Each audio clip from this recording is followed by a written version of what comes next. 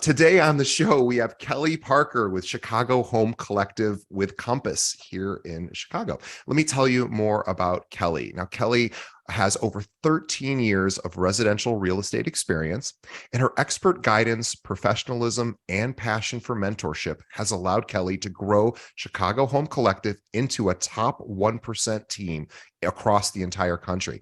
Now, this was a business that was born during the 2009 housing crash and has since transversed many real estate markets. She served over 500 clients. She's generated over 250 million in production and recently grew into a coaching platform for other female realtors. To learn more about Kelly and her team, please visit chicagohomecollective.com. Also, follow her team on Instagram, which is Chicago Home Collective, and also follow Kelly personally on Instagram, which is Kelly_E_Parker. All of those links will be in our show notes, so you don't have to type them in. Kelly, welcome to the show. Hi, thanks for having me. So nice to be here. Yeah, I am really grateful that you've come on.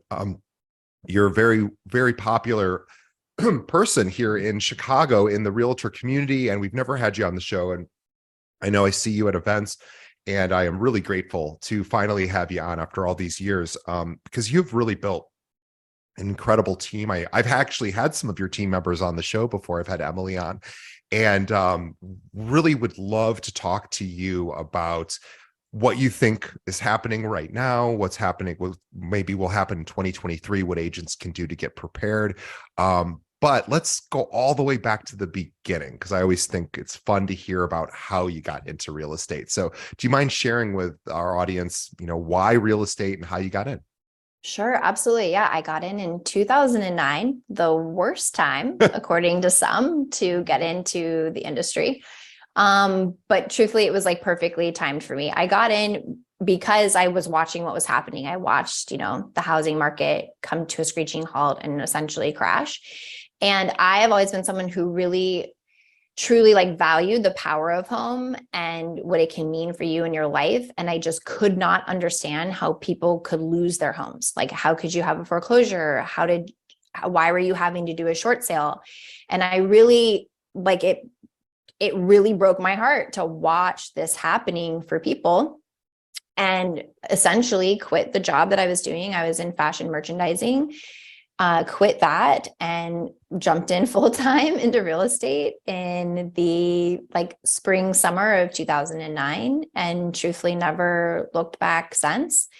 So it's been a journey, but that my reason at the time, and it still is the reason today, is that I just truly wanted to help people who were experiencing so many feelings around something that to me is just so important, which is your home. So Yeah, I think that's very right on with respect to the fact that making a home buying or selling decision it's an incredibly big decision for most people.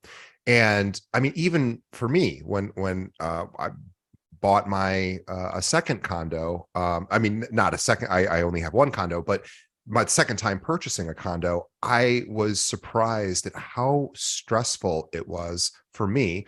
And I'm in the industry, and I have a lot of resources at my disposal, and I had a lot of people to ask to go, am I making a horrible mistake, or is this a good investment? And even with all of that, it was still really, really scary.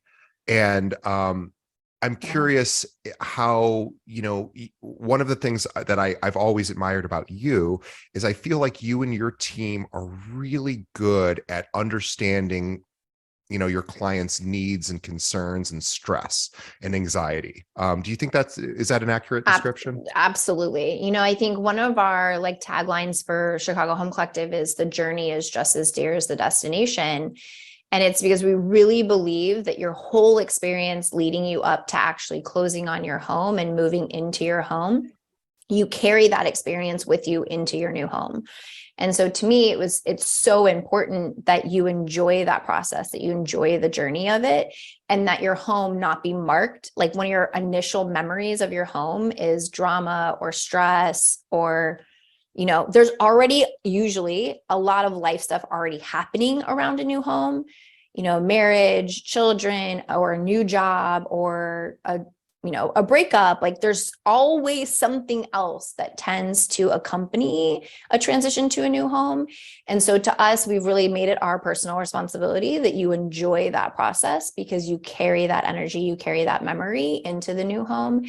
And so, yeah, I mean, particularly in 2009, and that's why I was saying, like, that's why I got in, was I just felt like we could do so much more. I can't change the circumstances. I couldn't change that people were having to short sale their homes and make these choices, but I could at least help that transition out of a home feel a lot more enjoyable, the best that it could.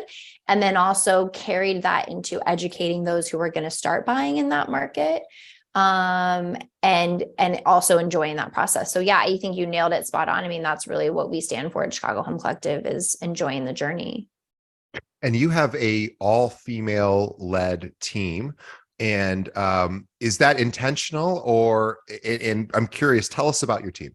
Yeah. Oh my gosh. Where do I start? They're the most fabulous humans I've ever known. Like, seriously, they're such an extension of my own family now. It would be wild to not have them. I, started Chicago Home Collective 8 years ago, and it wasn't because I wanted a team. It's just because I was growing and I did need support. But I was like, if I'm going to have support, I'd rather do it in a mentorship form. And so I started mentoring Emily, who you've had on the show. Mhm. And, that sort of birthed Chicago Home Collective. I was like, well, I guess I got to give this thing a name. And it's not the Kelly Parker team, because it's not about me. And this is what we also say at Chicago Home Collective. It's not about us. It's about our clients. There's no real hierarchy within this team. We are all collaborating. We are all collectively working towards the same end goal. And so it started with Emily, and then over the years has multiplied, and now there's a total of 8 of us. It is all female. I think at first, I wouldn't say it was intentional. I would say this: I don't recruit. People come and ask to speak to me and to join the team. And I'm not surprised that it's women, because a lot of how I speak and what I stand for, I think is specific to females and a little bit different than some of the usual narrative in the industry. So now we are a very proud all female team, and we will definitely be staying an all female team. I love it. Yeah. Well, we're getting by the time this episode airs, we'll be in December. It'll be basically the end of the 2022, business season. Where we're at currently is, a lot of agents are thinking about 2023, trying to figure out, what am I going to do differently in 2023? What skills do I want to develop? What goals do I want to set? How many homes might I want to sell? What does my production want to look like? You have a very unique approach to thinking about sort of objectives, and I'd love to sort of dive into that. So how do you think about, you're a business owner, you have a team. How are you thinking about next year? Wow. I think, if I were to just speak to like goal setting specifically, I will say that I don't set goals. I don't have production goals or financial goals. And I know for some people that makes them crazy. And they're like, well, then you don't have a business plan if you don't have a goal. And I just don't operate like that. Like, truthfully, I believe that it changes the way you do things. The reason you do things changes the way you do things. So if I am doing things to reach a goal, and that is my focus, I truly believe it changes the way you do things, and often disconnects us from what our passion is, why we're really doing this. And from there is where we derive a lot of our inspiration and our drive from. And so I think that I don't have a goal, because it also then starts to feel very transactional, right? Like, I always use the example of cold calling, right? People are like, well, if you cold call 10 people and you get 2 people to answer, and then you get one of them as a client, it's the same sort of feeling of this highly transactional, and removes this human to human sort of like co-creation, if you will, of the work that we're doing. I run a very relationship-based business. I am referral based. It was intentional. It's how I built my business from the beginning. Because I also believe that whoever controls the leads, controls the market, controls the business. as I'm sure you've heard 1,000 times. And having that relationship, then this isn't a transaction. These are not, we cannot just reduce this to transactions and production. And so if I'm only measuring based on a production or a financial goal, I'm missing a lot of the other, opportunities for growth. I'm missing a lot of the other successes that we're seeing. We were kind of mentioning it prior to even, I think, recording, like success is actually very different and looks very different than just production at times. And so I really feel like the key to a lot of my success is that I don't have these goals. Now I measure at the end of the year and I say, okay, like, yeah, how much production did we do? Let's celebrate that because that is valuable and it tells us something. But I use it as an after the fact measurement and not a, carrot that's sort of like being dangled out in front of you, to kind of, for sort of all those reasons that I stated. But you said a lot right there. And I want to just sort of unpack a little bit of that, because I think this could be really helpful for our audience. And you reminded me of, and this is funny because I know nothing about sports, but there was a famous NCAA coach named John Wooden, and he was the UNLV or UCLA. I'm sorry, UCLA. He was the winningest coach in NCAA history. I think he still is. I think he won like 7 NCAA tournaments in a row. And I think he won like 9 out of 13 or something ultimately in his career. But anyway, he's a big deal. And he never looked at the scoreboard. And so you reminded me of him. And he would say, and reporters and people that studied him, and he was literally the winningest coach in NCAA history. And they would say, what do you mean you don't look at the scoreboard? How do you not look at the scoreboard? He goes, because he said the scoreboard is not really an accurate representation of the performance of my team. He said, sometimes things like luck just falls your way. Sometimes luck doesn't fall your way. The numbers up on the scoreboard may or may not be reflective of like the actual effort that was put in. And he also had said, there's times when we'll win a game because we've scored more than the other team, but we actually lost because we didn't actually play that well. And he's like, you can walk off the court, and even though we technically won, if you didn't play your best so-and-so team member, you're going to feel crappy about yourself. And as you walk off the field, or off the court, you're going to not feel good, even though you technically won, and vice versa. There's times when you lose technically, but you played your best and you still feel okay about it. I'm sort of getting that vibe from you. It's sort of like, let's just do our best and kind of let the chips fall where they may. And while that may seem a bit risky or non-traditional, you are a top 1% producer. So it does actually give you results. It works. See, here's the thing. I do have parameters and I do have standards. And I think this is what's important is like, I do set out the year thinking, how do I want to grow? How do I need to align my actions to where I want to go? How can I make my process and my experience for my clients even better? How can I be more knowledgeable and more experienced? Like I have things that I'm working towards that I know if I keep those as my focus, right? Then those will result in more clients and more transactions and ultimately the production. So then at the end of the year, when we're measuring, what was the production? If I feel like, dang, I could have maybe gone further, it then tells me, what do I need to learn? What do I need to do to be able to hold $50 million in business? And it starts to inform a whole other set of actions beyond just, the traditional tactics, if you will, of like how to get clients and how to market yourself. I'm really way more focused on myself and also my team about our personal growth, our personal development, raising our standards. And I know as we do that, right, the business comes.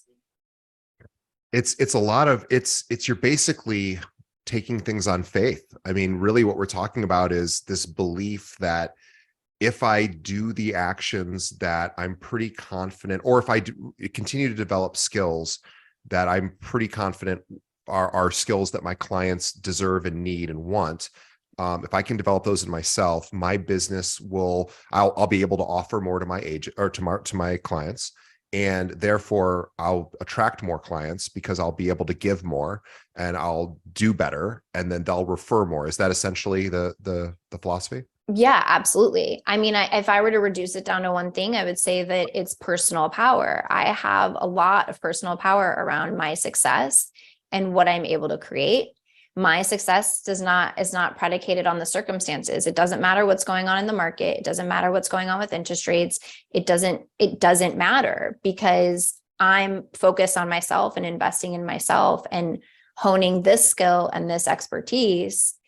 And as long as I continue to prioritize that, right, the rest follows.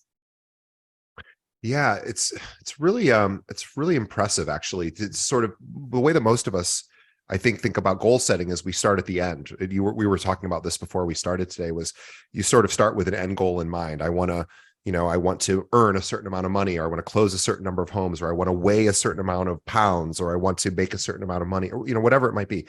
And then we try to figure out a way to get from here to there, and without real, and you're right, it can become transactional, because if you break it down to its smallest component, then you're like, okay, well, in order for me to get to $50 million in production, I need to make 25 phone calls a day, and I need to have, and that may in fact work.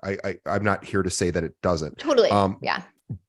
Another way to go about it would be, I want to develop skills which would allow me to give more, to be more, to do more, which is a little bit of a different approach, actually. And I personally like that approach better in some ways, because I also believe that there's always more to learn. There's always more. And I think what consumers really want is competence. I think more than anything, buyers, sellers, they just want somebody who knows what they're talking about. And that is going to take time. And it's an ongoing process of continuous learning. And I suspect that your clients know that about you, that you're constantly learning, evolving, developing new skills. And therefore, again, you sort of work from a bottom up approach as opposed to like a top down. Like top down might be, okay, we want to get to $100 million in production. Bottom up might be, hey, here are all the skills we need to develop to get to 100 million in production. We're going to focus on the skills. Absolutely. That's really interesting. Makes all the sense in the world. Yeah, because it's reducing everything down to this means to an end, like you said, right? Like if you're top and then bottom, there's automatically a huge separation, which, like you were saying, it forces your brain to be like, well, then what do I need to do to get from here to here? And you lose something in that process. And so when people have asked me, like, how do you have the success you have? It's like, I've stayed really like connected to not just the like act of doing things like mailing postcards or sitting open houses, but like, what is right for me? How do I develop myself and then show up in a way that's authentic and aligned for me? And in doing so, that draws in clients who like my style, who appreciate what I'm doing, who, are connected to even my why. Like I share my why. Why do I do what I do? As sort of like a leading message with my clients, because people want that connection, and then they're happy to refer me. And the circle just continues. So yeah. Do you mind sharing your why with us? What is your why? Oh yeah. I mean, the why is I just have such a I really truly believe our homes provide a place where we can be free to be our full authentic selves.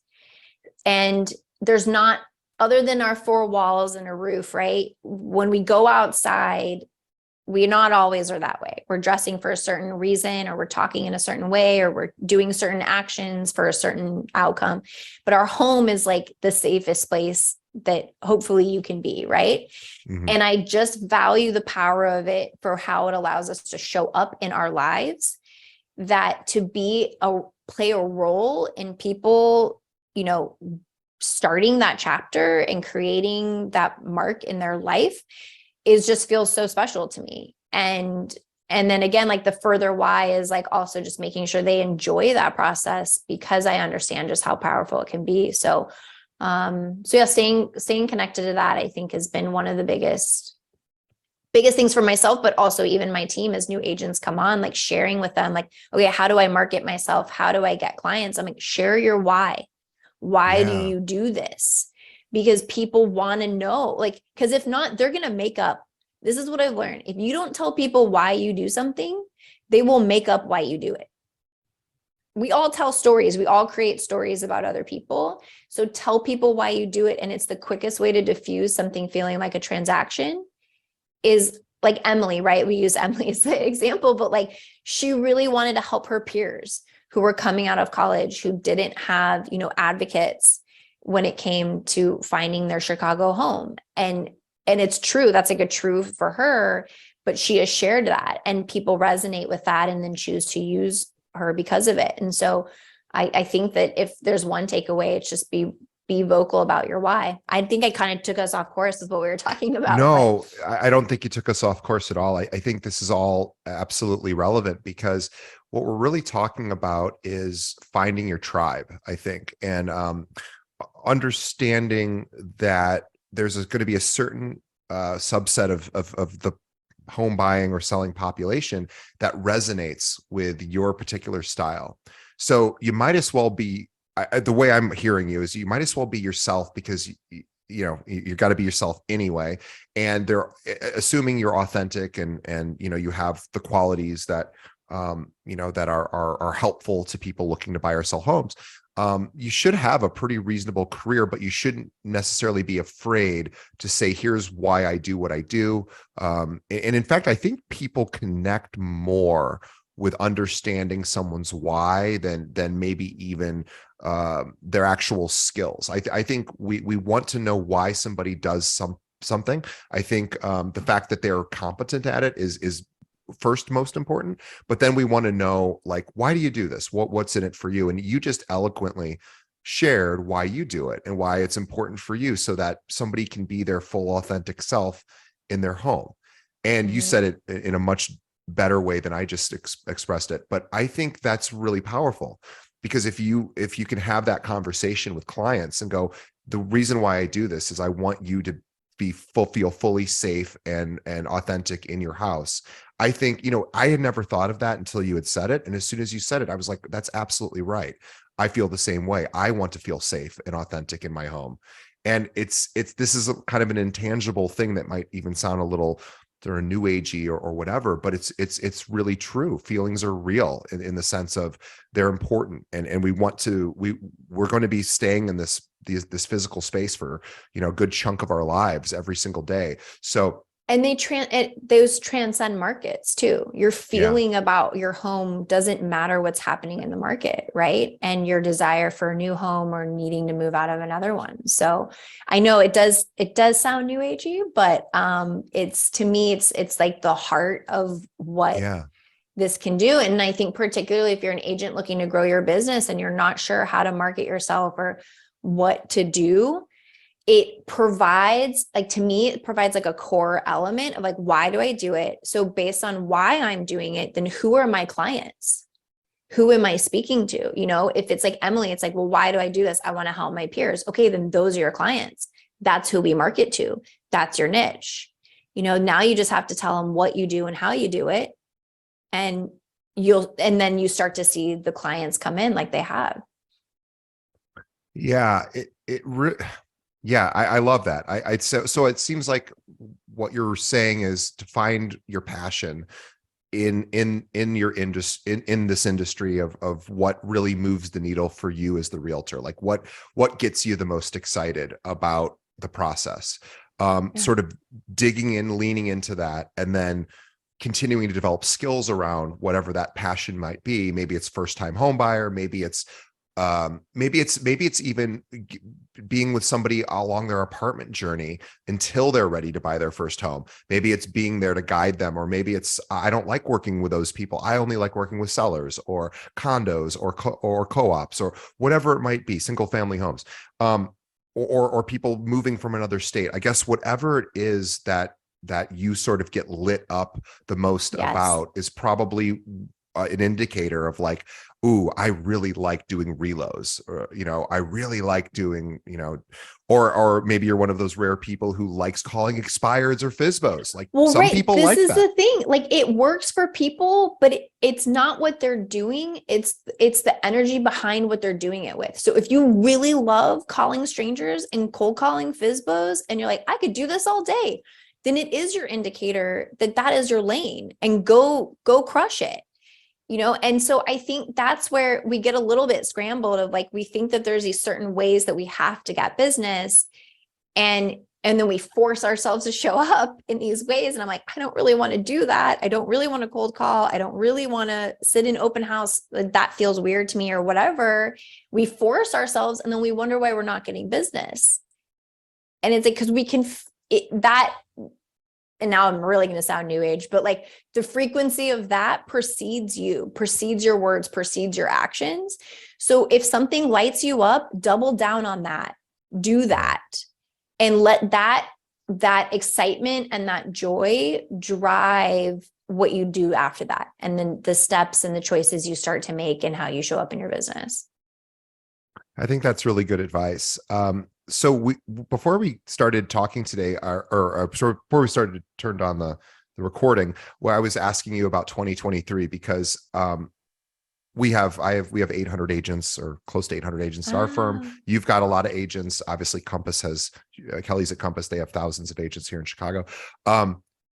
Kelly is around a lot of agents. I'm around a lot of agents, and I'm certainly getting a sense that there's a low level of stress that's present right now, although I feel like there's always stress being a realtor, but particularly right now, it's the end of the year, it's the holiday season. We're of course, we know where rates are, we know inventory is where it is, and I know there's a lot of concern about 2023 as I'm hearing it in the ether from other agents, but you're not worried about it at all. And I'm bringing this up because you're the first person I've talked to who didn't even break a sweat when I mentioned it. So why are you not worried about 2023?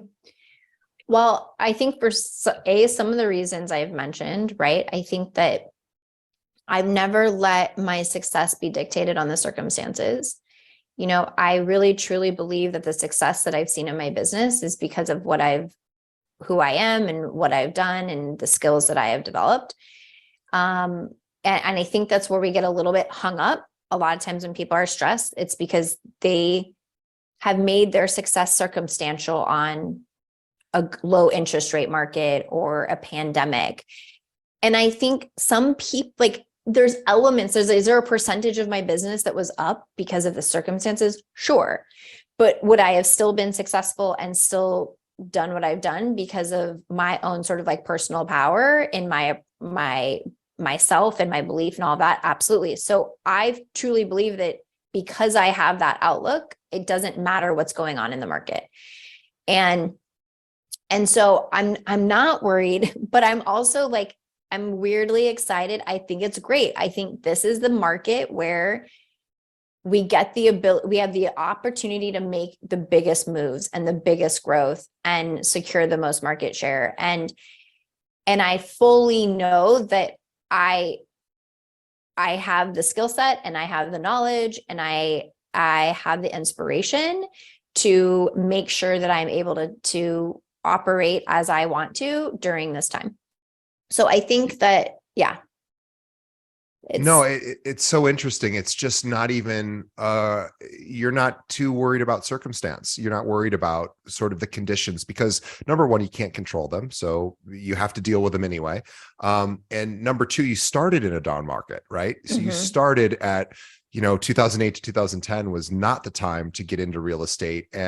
But it was probably such a great time for you because you only knew a difficult a challenge, and you got through it, and so then you see maybe the mountain looks a little steeper this next year for a number of reasons outside of our control, but are you just going to pivot if need be and make adjustments and changes? And you're tell me what you're thinking about. Well, I think that, like, I mean, I'm curious what you mean by pivot, but I think that one thing that I talk to my team a lot about is like being aware of the context that we hold for our business, right? Like looking at just next year to me is a very small context.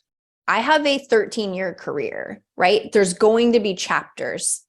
And even if you've had a 3-year career, this is a chapter of the greater story of the career that you are writing.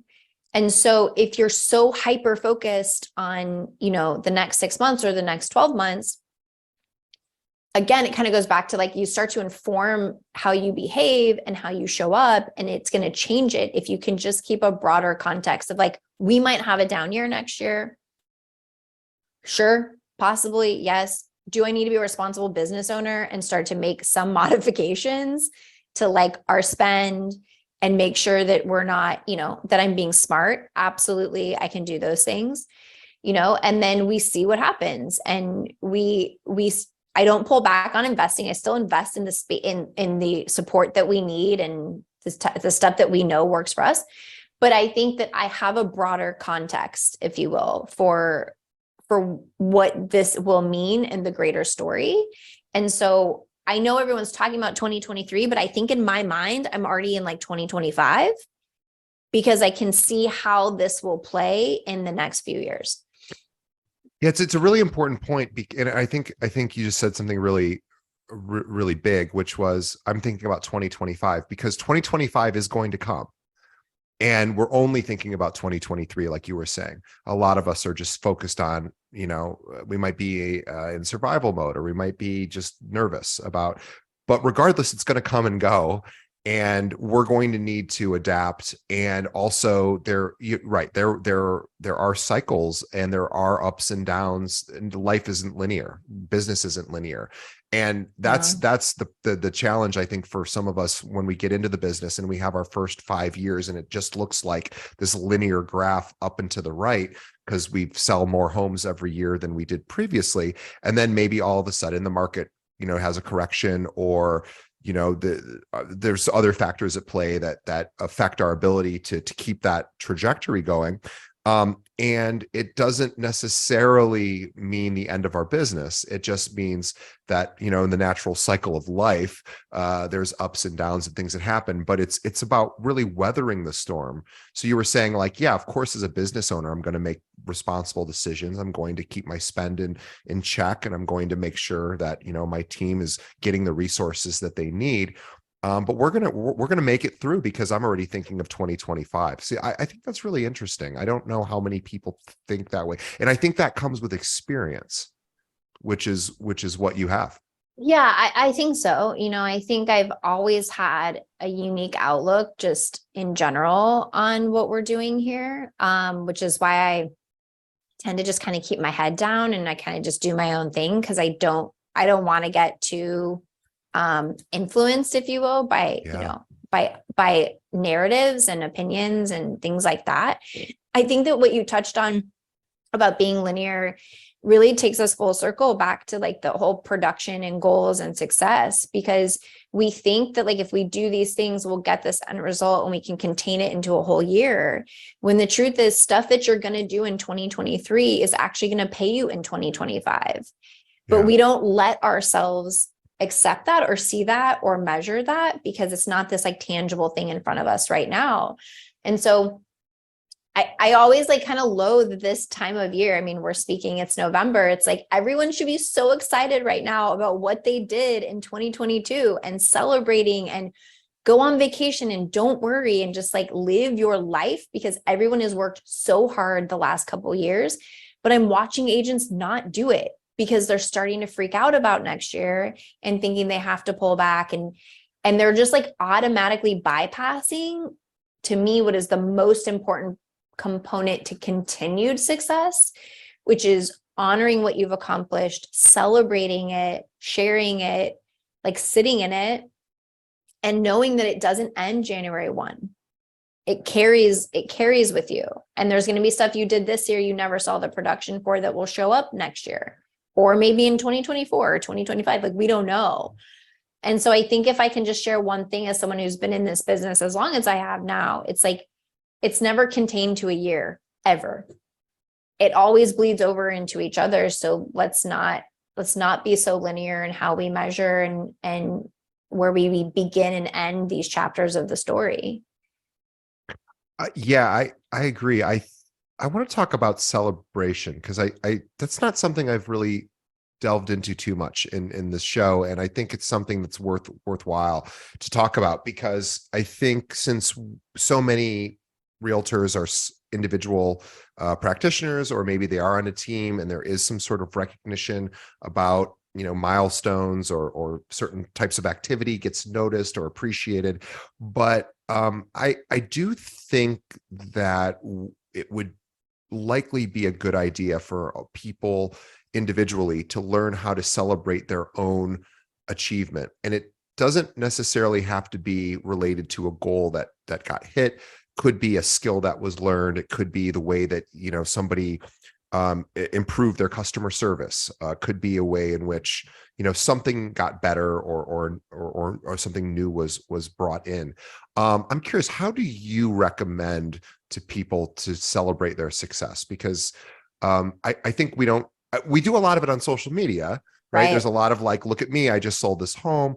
I'm not talking about that. I'm talking Yeah. about internally processing, feeling actually good about something that you accomplish. Because, and the reason I'm making such a big deal of this, and I'm going to, in a moment, just turn it over to you, is I think that can help get us through the hard times if we can remember what it feels like. So what are your thoughts on that? Absolutely. I love this question, and specifically like the separation to the external, right? Like social media is a tricky beast. And I think that a lot of people think that they have to celebrate as a form of validation.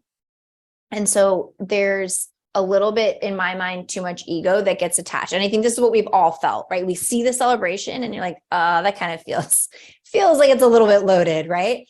And it's okay. We're humans. We all have egos. There's that moment of wanting to like wave the flag of what you've done and what you've accomplished in a tangible material form.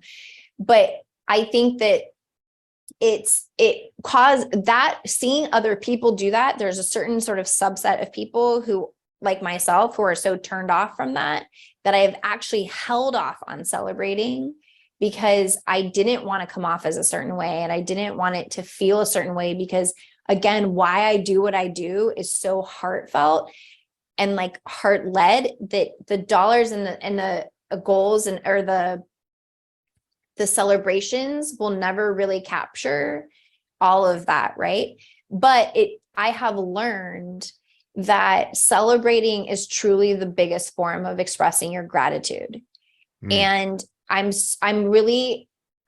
have my own mentor, and that came in light of a conversation I had with her about how that's really what it is. Like and it can be done behind closed doors. It can be done with your team.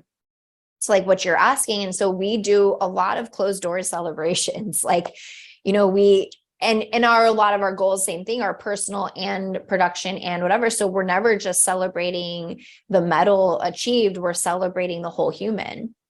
And so I do think it's incredibly important to anchor that in, for the reason that you said. It's something that creates a tangible, feeling inside of you, a recognition for what you've done. I would say that I celebrate myself and my accomplishments in several different ways. I think what you were saying, for me right now, this year, one of my biggest accomplishments is that I got to spend more time with my daughter, and nothing was sacrificed to do it.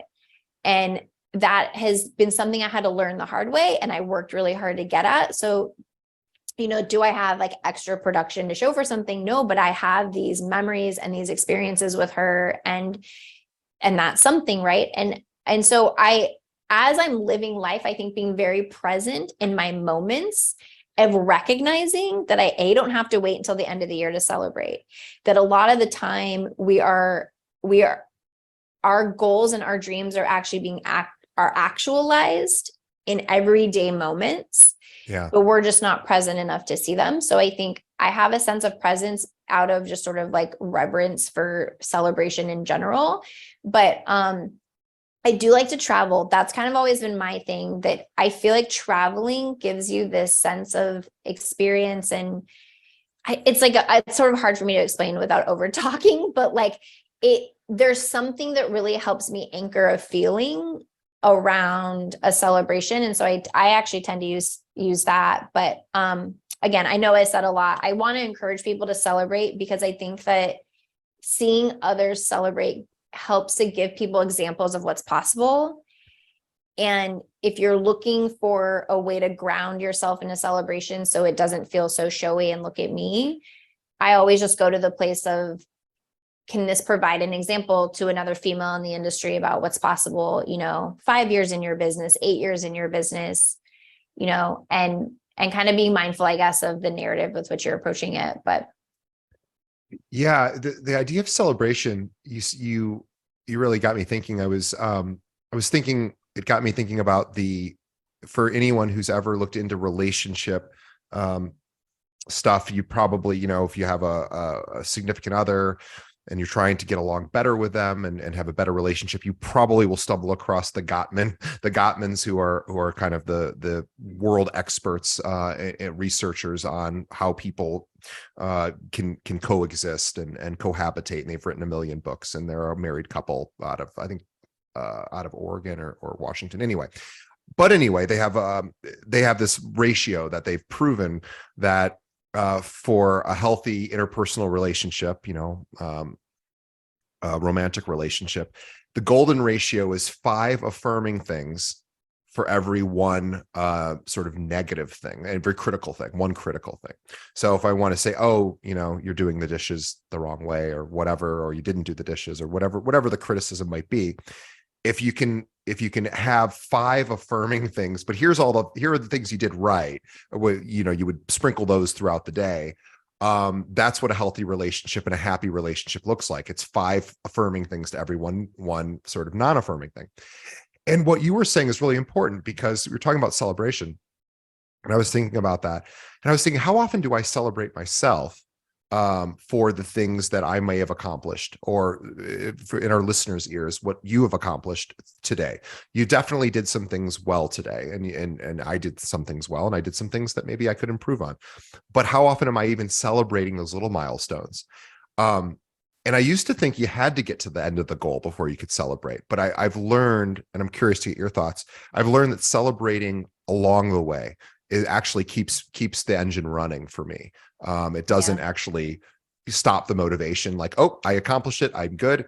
No, because that was kind of my fears. I can't celebrate until I get to the end. And I think that's a mistake, because we're talking about celebrating throughout the journey. And I think there's a lot of, you hear about like gratitude groups. I don't think we have a gratitude problem. I think we have a celebration problem. Yes, I think we're all grateful. Or if you're not, whatever, there's lots of ways to become grateful. But I think the bigger issue is around celebrating one's own, power, agency, success. Curious to get your thoughts on that. Yeah, no, I would agree. I think that the celebration somewhere along the way got tainted, right? And to your point, it's like, if we just bring it back to the gratitude and you just can focus on that, then it helps clear the air for a lot of other people to step into their own gratitude. So I think we've tangled celebration and gratitude. So it's like people aren't even taking a moment to be grateful for what they've done or accomplished, because it feels gross and it feels showy, or we're very tangled in that. And so I would agree. I think we have more of a celebration problem. And to your point of, I think a lot of people wait until the end of the year. They wait till they hit the goal. But the truth is, the goalpost literally moves every time. Like, okay, I want to do $20 million. I did $20 million. And I was like, we did it. Like, okay, like it. And then the next, if you're not conscious and you're not aware, it's automatically 25 before you even get 20 out of your mouth. Right. And then it's 30, and then it's 35. And all of a sudden you're living your life towards this end goal, and you're missing all of the moments in between, all of the beautiful things that have compounded that are worth celebrating on the way to this, this goal. And I also think being present in those moments of yourself and celebrating yourself really helps this to not feel like a win or a lose. Yeah. right? If you have a goal and you don't make it, then it means you lost. If you have a goal and you made it, then it means you succeeded. And I think that diametrically, I don't even know if that's the right word, that's the word I want to use, but like that sort of like two-dimensional, like you win or you lose mentality is what keeps so many people from celebrating, because they're like, well, I didn't hit my goal. Well, Right. that wasn't the definition of success. Did you show up every day? Have you grown? Have you changed? Did you help someone? You know, that's what we should be celebrating. Well, I think that's a wonderful place to sort of wrap up, because this idea of celebration is the time of year to celebrate. You know, we're the holiday season. This is time to reflect, to be thankful, and also to think to the future. And you're already doing that. But I think it's to your point about being increasing the celebration. I think it would be really neat to almost even start like a celebration accountability partner, where every Yeah. week, instead of just talking about what you accomplished, well, in addition to holding each other accountable for things that you want to accomplish, which I think is a good idea, also having some sort of celebration, even if it's just between one person to another. Hey man, great job this week. Hey, so and so, you know, you even if you didn't necessarily achieve your goal, you're still on target. You're still trying. You're still, you know, this idea of encouragement it really just gets everyone through the hard times. And I think Absolutely. I think we're coming up on some more difficult. Well, it's been difficult to be a realtor in the last couple of years. I mean, I also want to say, just because rates were lower didn't make it any easier to be a realtor. In fact, I mean, I wasn't out there in the trenches like you and your team. I mean, it was hard to be a realtor the last couple of years. It was hard. And I think that's why my outlook for the next year is very different, is because I think that, yeah, it was hard. And there was a lot of other things we were having to navigate, and a lot of certain clients in the market for different reasons. And I think that we got to get to decide what this means. And I think I'm making this mean that it'll be at a pace that's more sustainable. It'll be with, you know, slightly more favorable outcomes for all clients. I think it was very skewed the last, you know, couple years. So again, it's just sort of that perspective shift on what we make these markets mean. But yeah, they haven't been easy. And so I really hope that everybody does celebrate. I love what you said actually about an accountability partner, because something I've been thinking about, and we try to do this, we could be better at it, is celebrating agents that you don't actually like, aren't maybe even in your team. I see so many women, particularly in these magazines, who accomplished amazing things.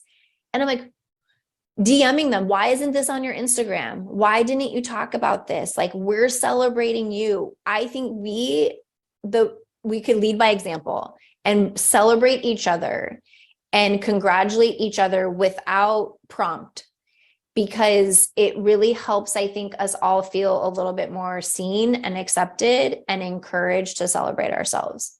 So I think that's a great point. You know, for everyone listening, pay attention to the milestones that other people might be hitting, people that you like, that you respect. Reach out to them when those milestones yeah, happen. It might be exactly what they need to hear. And they may just be more like Kelly, who's like, I don't really want to put that out there because maybe I'd seen as show offy, and put it out there for them. Be proud of the people that in your community, and watch what happens. You're not going to do it for this boomerang reason that it's going to come back to you, but it probably will come back to you too. This idea of lifting other people up, you know, in their successes, it's worked well for me. I've had a similar mentality when I see things that happen to people that are very impressive to me. I'll reach out to them and just say, like, congratulations on such and such, even people I don't know. And I found that in many cases they will say things like, you're the only person that reached out to me. It doesn't make me a great guy. It just makes me the one person who did it, and anybody can do that. And what yeah, I think what comes with that is a lot of times a lot of opportunity ends up coming from that, because people will go, wow, well, that's nice that so and so thought about me. I'm going to take a closer look at this particular individual. It's almost very similar to what you do for clients, this idea of giving. to give and give authentically, and then you sort of hope that things come back, and they do. But we should also talk about your team. Your team is growing. 2023 is not a scary year for you. So if there are anyone who thinks that they would love to work with someone like Kelly and maybe join Chicago Home Collective and learn more about what they offer, Kelly, what's the best way that our listeners can reach out if they think they'd be a fit? DM us on Instagram. We are in the final stages of a new website that has been a labor of love, and it's not quite done yet. It'll be done in the new year. So don't judge my website. It's a solid 8 years old at this point. But go on our Instagram. You can send me a DM on there. You can follow. You can go on my personal account too. You can message me either location. That's how most people end up finding us. So here are the links. We got chicagohomecollective.com, which again is going to get a refresh, although I think it looks quite lovely even now.